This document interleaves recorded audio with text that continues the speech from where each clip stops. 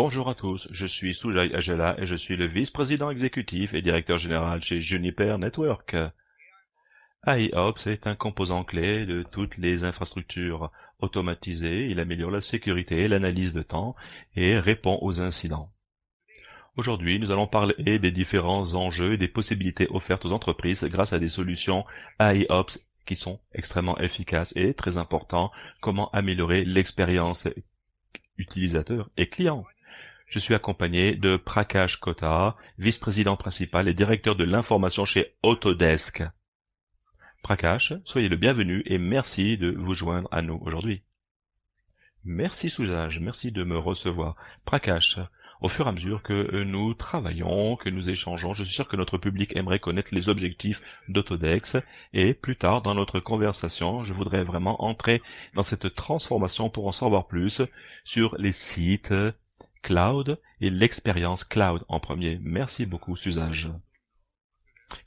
Pour ceux qui ne le savent pas, Autodesk, nous avons une vision d'un monde meilleur conçu et fait pour tous. Tout ce que nous faisons, c'est de permettre aux innovateurs, avec notre technologie de conception et de fabrication, afin qu'ils puissent imaginer le nouveau possible. Nous avons traversé une transformation en tant qu'entreprise, en passant d'un modèle d'abonnement.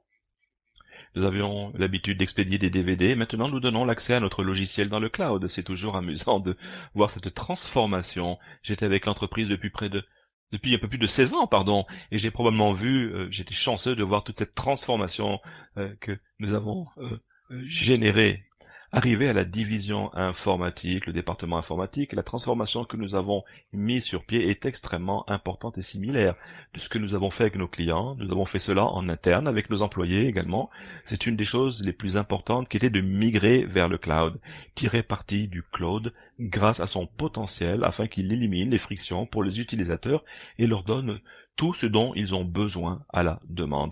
Parce qu'en fait, on parle de on-demand aujourd'hui. Cette mentalité, cet état d'esprit consommateur est très important. Une gratification instantanée, absolument instantanée, qu'il s'agisse d'employés, de clients, de partenaires. Et c'est tout ce que nous avons abordé. Tout cela commence par l'expérience. Encore une fois, lorsqu'on revient en arrière, nous expédions des DVD. C'était simplement de mettre le produit au centre. Qu'en est-il de cette nouvelle fonctionnalité aujourd'hui que l'on peut offrir? En fait, je parle de la nature de l'adhésion, c'est ça. C'est une question de compréhension et ce qui est important, c'est ce qui est précieux pour eux et également pour nous. Essayez de voir comment nous assurons tout ce qu'il y a de la valeur. Il y a une friction qui lui est associée. Qu'en est-il de ces frictions? Les frictions. Le nouveau mot à la mode pour cela est la numérisation, la digitalisation. Il s'agit de numériser et d'éliminer cette friction. Il en va de même pour toute la charte que j'ai embarquée en interne avec nos employés également. Lorsque j'ai des employés qui rejoignent Autodesk, je veux vraiment pas qu'ils soient stressés, angoissés. J'ai besoin de remplir de centaines de différents formulaires pour obtenir cette adhésion. Et d'abord, laissez-moi découvrir, c'est assez drôle. Ma vision, il faut le savoir, et mon objectif, c'est de savoir comment faire comprendre à nos employés en leur donnant ce dont ils ont besoin le premier jour.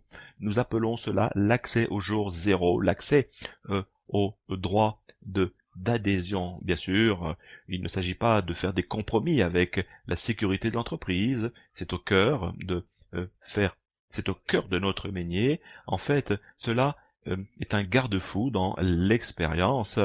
Et je me souviens à l'époque où vous l'avez fait, Prakash. Je pense qu'il serait bon de revenir un petit peu en arrière. Je me souviens lorsqu'on s'est rencontrés, vous travailliez à l'époque sur cette transformation. Vous avez pris un exemple qui m'a vraiment marqué. Il s'agissait des systèmes téléphoniques. Si ça ne vous dérange pas, j'aimerais que nous puissions partager cela avec notre public. Oui, vous avez raison. Il faut savoir que c'était un véritable héritage chez Autodesk, sauf si cela est nécessaire pour la nature de l'utilisation. Nous pensons que les téléphones datent des années 90. Nous n'avons plus besoin aujourd'hui quelqu'un qui a un téléphone de bureau pour faire son travail de bureau. Le téléphone de bureau est obsolète. Tout changement qui a été entrepris, qu'il soit utilisé ou pas, va améliorer nos situations. Il y a parfois des résistances, certes.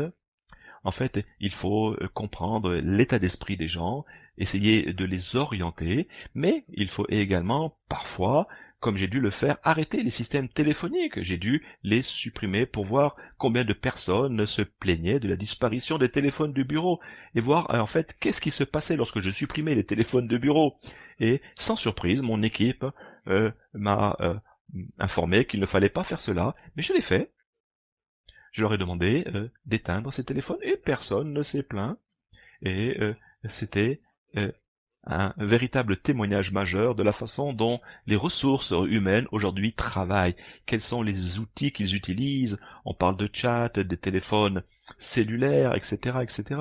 C'est un témoignage qui est très important car nous n'avons pas besoin d'adopter une approche étape par étape, pas à pas. Nous pouvons prendre des décisions audacieuses et aller plus vite. C'est un des aspects qui est très important. Aujourd'hui, nous n'avons plus ces téléphones de bureau.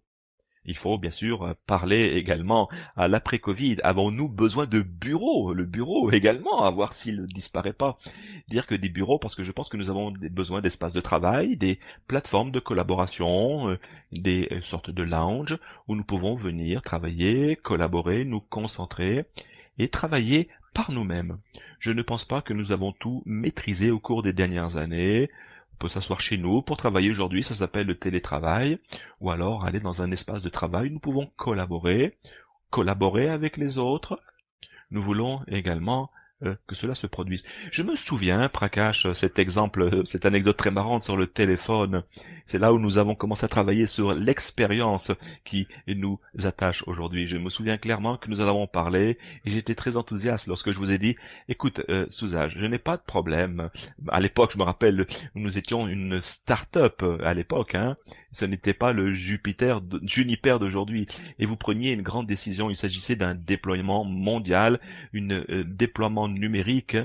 Et je me rappelle de cette expérience qui était extrêmement importante et qui visait à enrichir l'expérience utilisateur.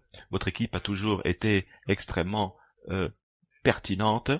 Une histoire courte, mais un déploiement mondial avec l'IA.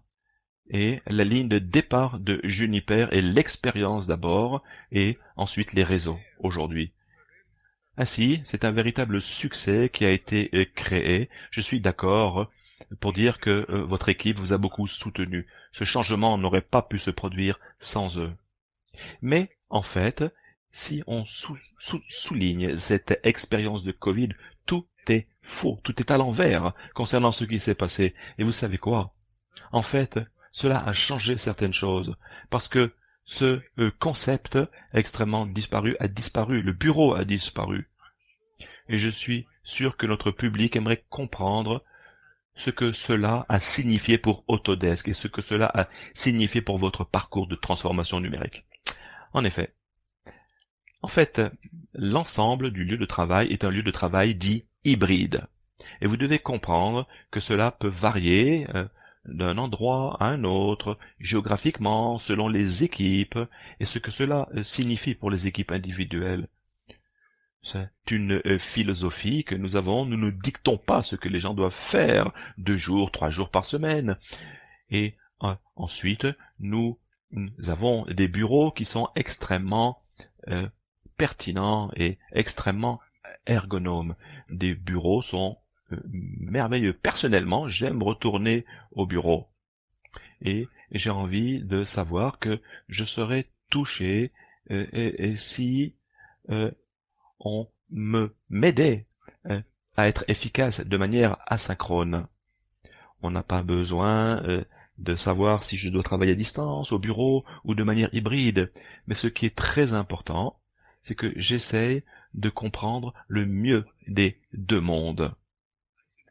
Et ainsi, je dois comprendre comment comprendre cette formule si je veux travailler dans un campus.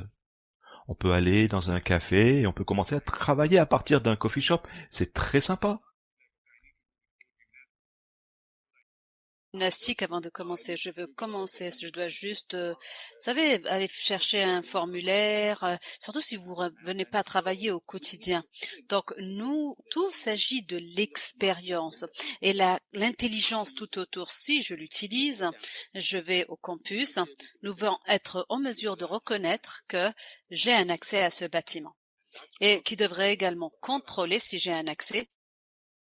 Quel bâtiment?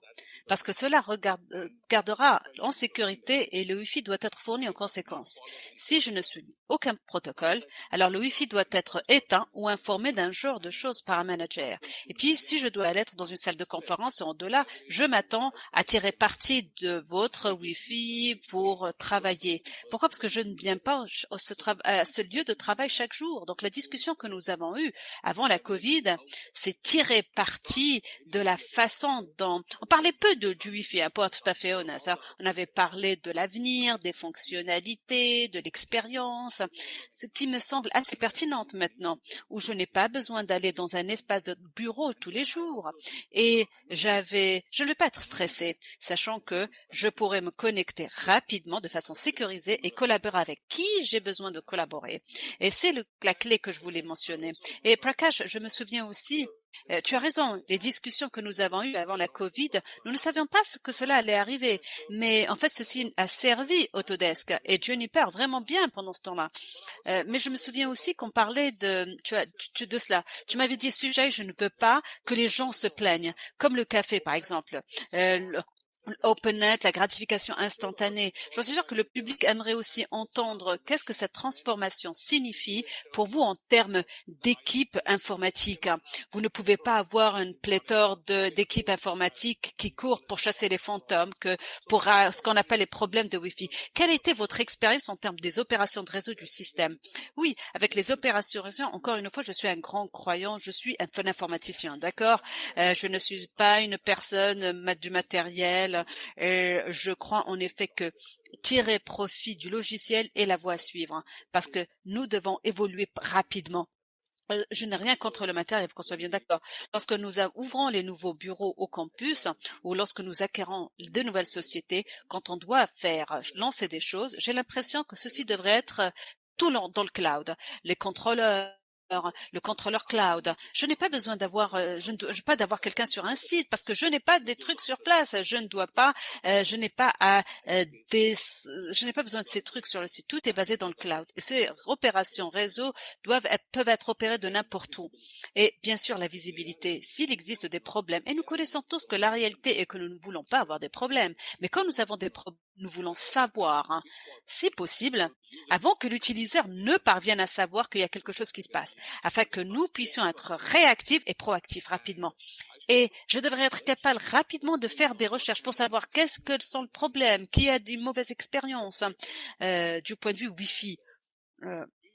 Auparavant, c'était comme une personne qui avait la connaissance d'aller revenir, travailler sur des réseaux complexes, des systèmes pour savoir ce qui se passait. Alors on attendait tous pour que cet être humain pieux pour nous dire ce qui n'allait pas. Et pour moi, ce n'est pas ce que on doit faire. Parce que ce qu'il faut savoir, c'est que nous sommes une société de logiciels. Les gens veulent se servir eux-mêmes. Je ne veux pas que quelqu'un me dise ce qui se passe. Je n'ai pas d'ingénieur réseau chez moi pour régler mon problème de Wi-Fi. Et encore une fois, ma philosophie et ma pensée est que quand je ne veux pas me battre et je veux que ma maison soit sécurisée et en même temps connectée, alors pourquoi? Parce que ceci est différent dans un campus. Pourquoi rendons-nous les choses complexes? Je sais que le campus a ses propres restrictions, ce que nous devons faire, mais maintenant il existe des solutions qui peuvent vraiment nous mener vers un nouveau niveau. Et c'est toute la philosophie de notre fonctionnement. Parkash, pour résumer, aujourd'hui, nous avons parlé de la façon dont nous nous sommes rencontrés, comme nous avons aligné les expériences et les exemples de téléphone m'avaient vraiment rappelé des souvenirs. Et puis, nous avons eu cette discussion sur qu'est-ce qui était important pour vous, n'est-ce pas? Il s'agissait d'enrichir l'expérience et en même temps maintenir de l'exploitation du réseau, des systèmes et les coûts sous contrôle. Je pense que c'était vraiment bien et je sais que vraiment ce que j'aime, c'est que vous avez dit Autodesk cherche à changer l'expérience pour ses clients, la façon dont nous livrons le service maintenant. Et ce qui est extraordinaire, et l'idée clé que vous avez dit, c'est nous devons, à moins que vous devez faire la même chose pour vos employés. Et je pense que le partenariat Juniper Autodesk a vraiment réussi. Alors, Parkash, quelle est l'étape suivante? Je vous connais, je sais que vous continuez à penser et à défier la technologie pour offrir une expérience. Alors, quelle est l'expérience suivante à Autodesk? Alors, je pense que l'objectif spécifique du point de vue des employés est également une question de personnalisation. Le prochain niveau d'expérience n'est rien d'autre que quand vous rentrez dans une entreprise, comme je vous l'ai dit, nous avons des centaines d'outils que nous utilisons. Pour mon profil, j'utilise probablement 5 à 10 outils différents, ce qui veut dire que je n'ai pas besoin de connaître les 90 autres outils que des autres personnes utilisent. Alors, comment pouvez-vous mieux me comprendre et me donner une expérience personnalisée? Alors, nous mettons l'accent, pour améliorer l'expérience générale. Et maintenant, il s'agit de personnaliser l'expérience pour moi et ensuite recommander les choses pour moi spécifiquement pour que ma journée soit efficace et productive. Donc, l'accent est mis sur la personnalisation. Nous le faisons pour tous les employés internes et la même chose, nous nous sommes concentrés également sur nos clients. Comment pouvons-nous mieux comprendre nos clients et mieux les servir et ajouter plus de valeur, car il s'agit de la valeur. Et c'est la prochaine grande chose. Donc, beaucoup de concentration sur les données. J'adore. Donc, fondamentalement, l'expérience et la vision. Commencez par la numérisation et maintenant, vous dites personnaliser la numérisation. Portez vers une échelle plus importante. Parkash, merci pour votre temps aujourd'hui. C'est toujours extraordinaire et exaltant quand je vous parle. Alors, ce qu'il faut savoir, c'est que nous avons IOP. Mais encore une fois, vous avez parlé de résultats. Il s'agit également d'expérience. Merci encore une fois d'avoir partagé cette histoire avec nous sur Autodesk en tant que chef de service information, vice-président principal. Merci, Sajay, de m'avoir reçu aujourd'hui.